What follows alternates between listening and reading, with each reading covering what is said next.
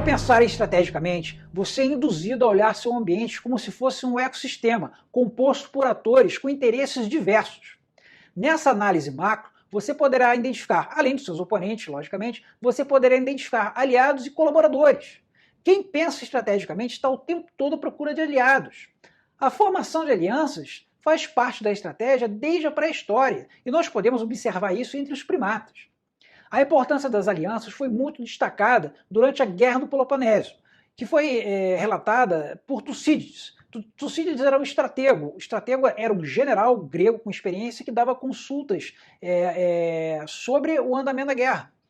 E as alianças eram fundamentais, e até hoje elas são. E muitas vezes nos vemos lutando sozinhos. Mas aquele que pensa estrategicamente procura fazer aliados. A aliança nos torna mais fortes. Nós conseguimos enxergar coisas que sozinhos não enxergaríamos, tanto oportunidades quanto perigos. Ao selecionar e trabalhar com bons aliados, você passa a contar com mais recursos do que contaria se estivesse sozinho. Você fica mais forte e tem mais chances de vencer um oponente muito mais poderoso. Exemplo clássico e atual é a OTAN, a Organização do Tratado do Atlântico Norte, onde nós vemos pequenos países da Europa contando com recursos dos Estados Unidos. Como disse Winston Churchill, a manobra que traz um aliado para o campo é tão útil quanto aquela que vence uma grande batalha. Empresas fazem isso também. Nessa linha temos, por exemplo, as joint ventures, ou empreendimentos conjuntos, onde as empresas se unem, normalmente por um prazo limitado, para tirar proveito de alguma atividade ou projeto. Elas podem se unir para ganhar força, por exemplo, com aspectos tecnológicos, logísticos, comerciais. E o que se busca é o aumento das chances de sucesso naquela empreitada. Mas deve-se ter em mente que os riscos também são compartilhados. Um clássico exemplo, clássico e didático, foi a união entre a Ford e a Volkswagen, onde elas formaram a Auto Latina. A ideia era compartilhar os custos das fábricas. Isso ocorreu entre 1987 e 1996. E não era uma fusão, cada uma continuaria com suas individualidades, mas elas escolheriam benefícios operacionais. E sabe qual foi das maiores causas para o fracasso da Auto Latina?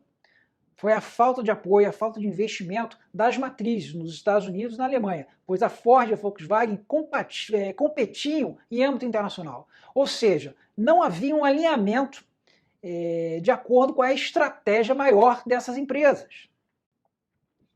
Pode haver problemas de relacionamento e até traições? Sim, para isso é importantíssimo selecionar bem os seus aliados e também se resguardar utilizando proteções legais, por exemplo. E fazer alianças exige cuidados.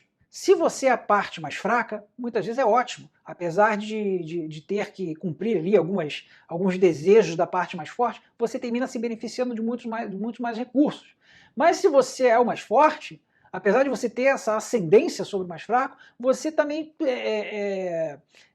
consegue um fardo para carregar, porque existe um comprometimento. Se aquele aliado menor tiver com problemas, você, como maior, terá que ir lá intervir a seu favor. Clausewitz já ensinava que as alianças devem se sustentar em propósitos maiores, propósitos de longo prazo, porque pequenos desentendimentos do dia a dia são inevitáveis. Além disso, uma aliança ela pode ser a vulnerabilidade que seus adversários procuram.